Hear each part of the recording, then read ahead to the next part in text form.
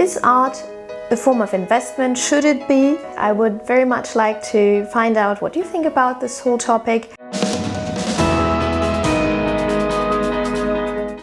Hello everyone, I'm so glad to see you back on my channel. Welcome and welcome back. Today we're going to do something a bit different. I thought that we could chat about art while doing some art. I had a specific topic in mind and would very much like to have your opinion on that. So what I will do is start my new painting, and at the same time we will also talk about art and its value and whether it can be considered quiet luxury, because this is a notion that's been really huge since the beginning of 2023, I'd say. And I was wondering whether this concept could also apply to art. So let's discuss that. Please let me know down below in the comments what you think about that. So let's get started. I don't know how much I will be able to concentrate on what I'm doing here while talking to you, but I thought it would be more fun for you to watch. So let's try this. So very quickly, what got me thinking and finally got me to this video is the whole conversation and the whole media attention around one concept in particular, and that is the one of quiet luxury, what they call it. I'm not aware of who actually first coined that term, that notion of quiet luxury, but I know for a fact that there were two phenomenons, let's say, that launched the whole subject, the whole discussion, and it was first of all the popularity of the TV series that is Succession, and secondly Gwyneth Paltrow, who was on trial. I think it was in the beginning of the year, but ironically enough, it was not what she went on trial for that got her all the media attention, but the outfits she appeared in for the trial. Very classical, very timeless, very dialed down, if I may say, clothes that didn't have any logos on them. But I think at the time it was Vogue who broke down all the different pieces that she was wearing, and the cost of it was absolutely astronomical. And that is also the kind of clothes that we see a lot in Succession. So the hype maybe that was going around about the series, joined with the article in Vogue on Gwyneth Paltrow, got people talking about quiet luxury. And that got me to thinking whether we can talk about art being also part of quiet luxury, because what characterizes quiet luxury is also this notion of when you know, because you can't identify immediately the pieces that are worn by the person as being something of a designer, of a brand or something like that. You have to know the pieces and be part of this very elite, if I might say, community to recognize the pieces for what they are. And I thought that in a way the same goes with art, doesn't it? You have a piece of art hanging on your wall and it's not apparent how much it cost. It is maybe not very apparent what artist made it. You would have to be part of this community of art lovers who would recognize the artist. So to sum it up, what the two prerequisites are: first of all, the kind of exclusivity of the piece, be it a designer handbag or be it a piece of art. Pragmatically speaking, the price that is very elevated. Exclusivity also in terms of there are not many items available for purchase in both cases. So maybe because, let's say, the designer piece is something of a very limited edition, and the same goes, of course, for art, because it is in its essence unique. Even if you create similar paintings, or if you would even aim to do the same painting twice, it is something that is done by hand, so it will never ever be exactly the same piece. And we will also have the sensation of belonging to a certain community, to people who are connoisseurs, who know the industry very well and can recognize a designer piece and or a piece of art for being made by a certain designer or by a certain artist in that case. So you would have to be someone in the know in order to recognize the piece of art as being something very valuable because it was done by some artist or other, and it would not appear with a name and title on your wall in the same way that in quiet luxury the pieces that are worn don't have any logos on them. So now that we've established that parallel, one could argue that with this kind of fashion being once again so much of a subject of conversation, one might think that luxury as an industry would be very popular as of right now. Many sources actually compare the luxury industry in Europe to what the tech industry is in the United States. So very popular, very, very on top of things. But last Tuesday, so on the 23rd of May, the luxury stock actually took a whopping $30 billion dip. Now, just take a moment to wrap your head around this figure, all right? Shares in Hermès International slumped as much as over 5% according to a report in Bloomberg. The whole thing still happened because basically they anticipated that after the COVID, the demands in Asia and America would be more than they actually ended up being. Well, apparently in Asia it's still working out all right, but it was especially in the United States that the real demand for luxury goods took a bit of a hit and was lower than what they anticipated it to be. This phenomenon reminded me of what defines value and how fleeting the whole thing is. Because we have to keep in mind that be it a designer piece, be it art, be it any object available for purchase,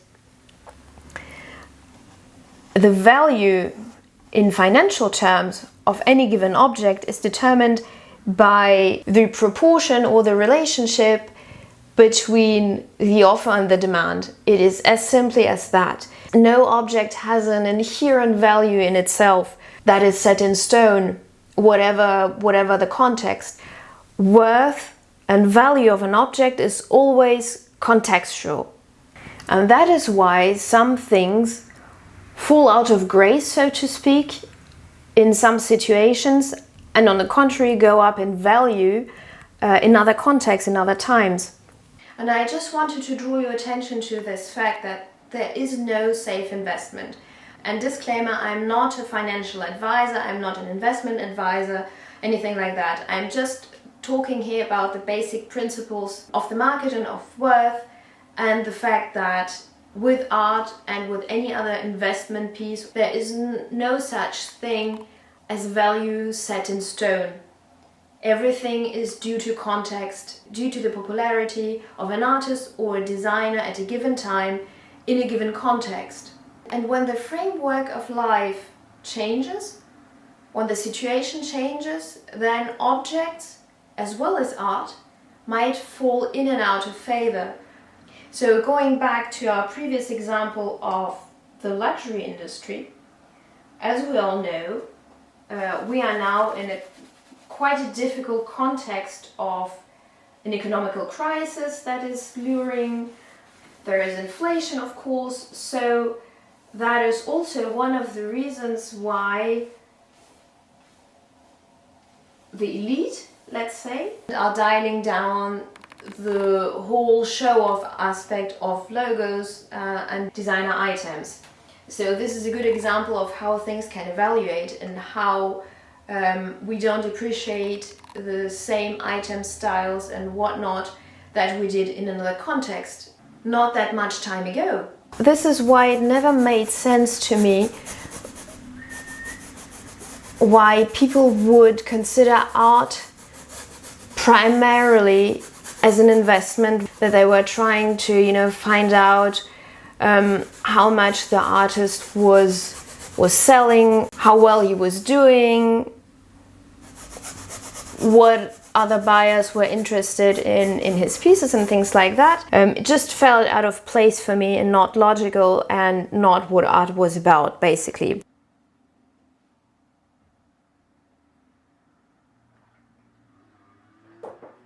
It's a bit drastic to say that everything is kind of relative, but in market value, it is true. And that is why I think one should never buy art, not with the sole purpose, obviously, as an investment. For me, this is not what art is about, simply put. Because artists, their work, they just shift in and out of context, so they're more or less, you know, in sync with what feels like typical for a given period of time. And of course, I'm not at all thinking about like the old masters and things like that, examples that withstood the test of times for several hundred years. But even there, I mean, you know, there are certain old masters who would be priced less on the art market than some of the contemporary stuff. And I'm not here to judge in any way, don't get me wrong. I mean, nothing wrong with this. It's just another illustration of how things are not set in stone, how things and the value of art is subjective, relative, and completely, you know, tied up in a certain context that we're living in at a given period. And this now brings me to my conclusion, to my very personal conclusion, of course. While the pieces of art and artists shift in and out of context, shift in and out of fashion, shift in and out of favor with the general public, there's still one thing in art that is a constant in a way, and that is emotion. And we do all want to be our home something or some place where we can truly be ourselves and not hide our style or the way that we are, nor the things that we appreciate. So our home should always be a safe haven that reflects who we are and does not depend on the outside world, and is really just a place where we feel safe and we can always be ourselves. This brings us back to the subject of what really, in my opinion, matters in art, and brings us back to the approach that, in my opinion, once again, one should adopt when considering to buy art. Because this is the only thing that is a constant, this is the only thing that doesn't fluctuate. It is who we are at home and what this place means to us. Okay, the design of the home, the furniture, I don't know, the paint that we use on our murals, that may change. We might at a time prefer an open concept, and at other times want to bring back the walls and the doors more.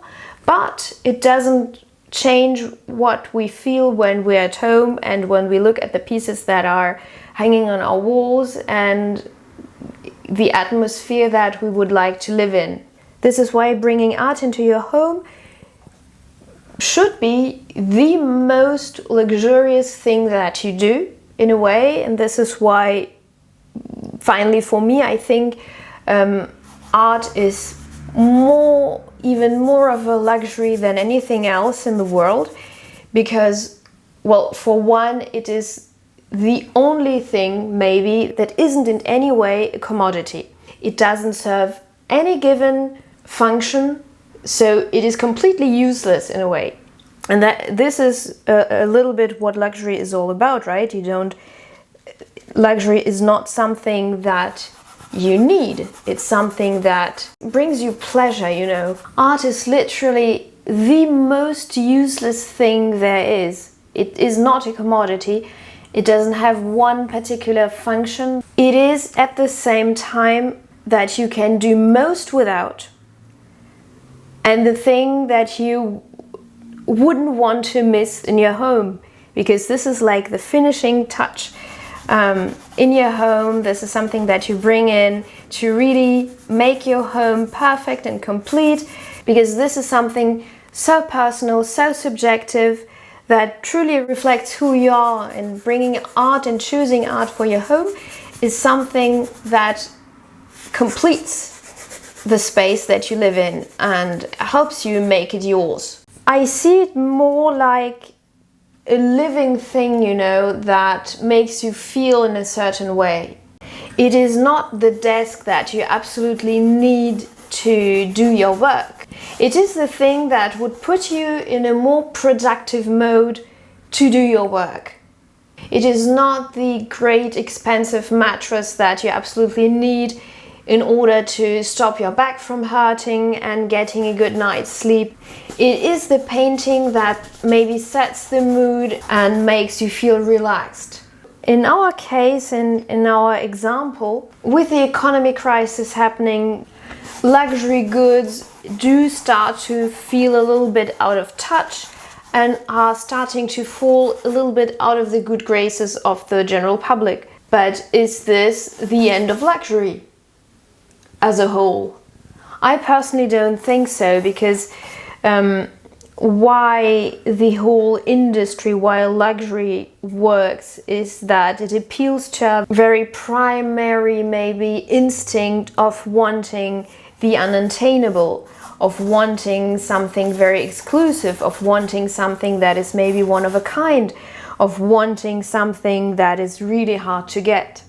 In any case, I am a firm believer of people being driven by something that is unattainable, being driven by our dreams. We always want for more. This is what drives us forward. And this brings us back to the aspect of accessibility of luxury. And I think that while art is a kind of quiet luxury and luxury good in its own way and in its essence, it is at the same time also kind of the exact opposite of it. Because art brings people together. It is also the opposite of when you know, you know. Because while of course many people don't even dare to dabble their foot into the art industry because they feel that they're maybe not good enough and they don't have the codes and that they don't understand it, I don't think that this is necessarily true nor necessary. I mean, this is once again a very personal point of view, and I would really love to know what you guys think about that. So feel free to drop a comment with what you think on the subject down in the comments. And while it might be an interesting skill to be able to decipher the hidden messages and the kind of winks that the painter did to the onlooker, you can say, oh, okay, and the representation of the candle in the background means that the person that is represented in this portrait is still living, and on the other side there's a shadow, so that means that at the time when the painter was painting the scene, the person on the left was already dead. Or things like that, you know. Really, personally, I would say, who the hell cares? And I personally don't think that you have to understand art in order for you to appreciate it. This is not for me what art was about. For me, art is not here to be understood, it is here to be felt. It's the same way with music. I mean, when you listen to a piece, you don't have to understand the theory of notes behind a piece, if you know what I mean. You don't need to understand how exactly it was made, what the structure was. You just instantly feel something, and you instantly know when you listen to a piece of music whether you like it or not, whether you will be listening to it again or you won't, and you will skip it like after 10, 20, 30 seconds in.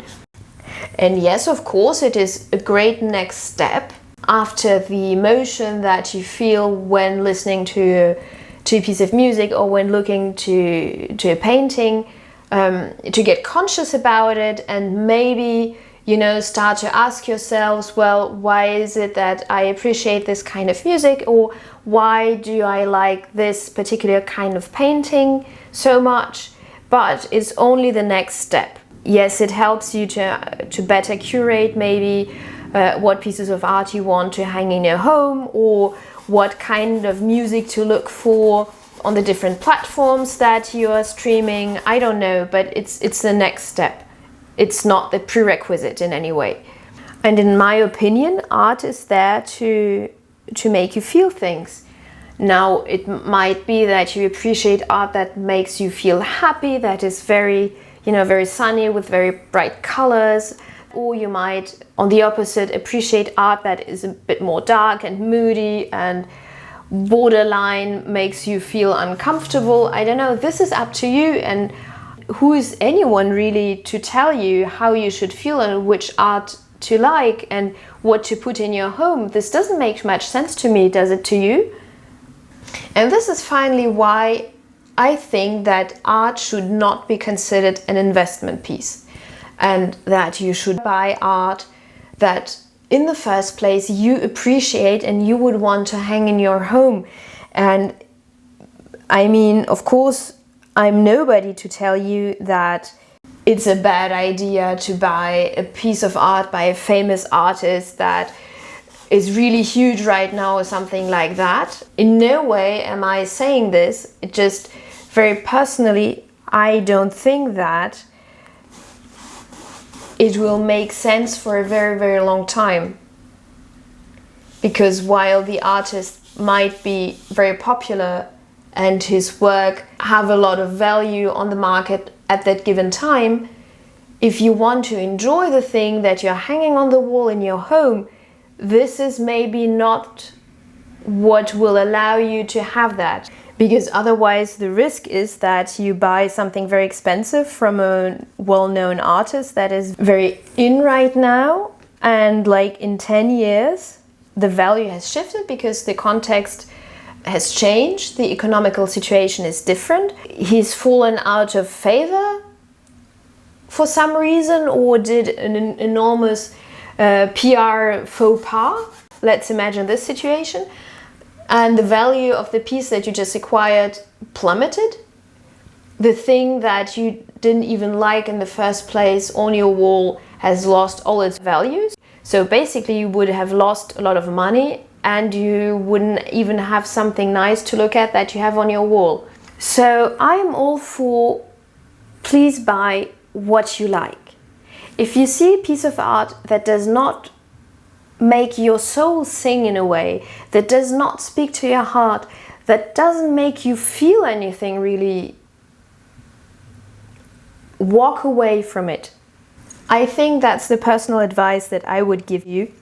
Once again, this is not an investment advice. It's a philosophical chat I'm having here with you about the approach to have or not to have when you decide to buy art. And when I say invest in art, it means that it would be in a way an effort for you financially to acquire one particular item. So I'm not talking stock value, I'm not talking if you were to sell this piece again to someone else, what would be the pricing of it, okay? So I'm not at all in this kind of approach here. I'm just like, I don't know how people buy art that they would not appreciate and that they solely buy for the purpose of investment. I personally cannot make any sense of it, because for me art is something that is so very personal and so very emotional. It's just something that you look at or you listen to that makes you feel something, and it's already sufficiently a very rare thing. And this would also mean that nobody can tell you what to appreciate, and there are no real codes and there are no rules in art. I mean, it's not because Jeff Koons, for instance, like an example that comes to mind, is appreciated today and has great value, that you are bound to like that kind of art. And once again, I'm not here judging. I'm just saying that no one here can tell you what to like and what to dislike in art, and what will keep its value, what will always be coveted in a way. throughout the years, no one can really know. So what you can do, go for what you appreciate yourself and what makes you feel something. And also, if you don't like Monet, because I won't be quoted as being someone who picks on Jeff Koons, it was just an example, all right? So no one, if you don't appreciate Monet, that's all right as well. You don't have to. And the fact that he's hung in some prestigious museums doesn't mean that you are bound to appreciate, to love it, and that it is bound to make you feel something. And I think there's sufficiently different pieces out there in the world so that everyone can find something that they appreciate and that they're going to love, and art that is going to make you feel something. Art is not the Brett's code of manners. It's not a rule of living in society, all right, that you absolutely have to follow, otherwise it won't work.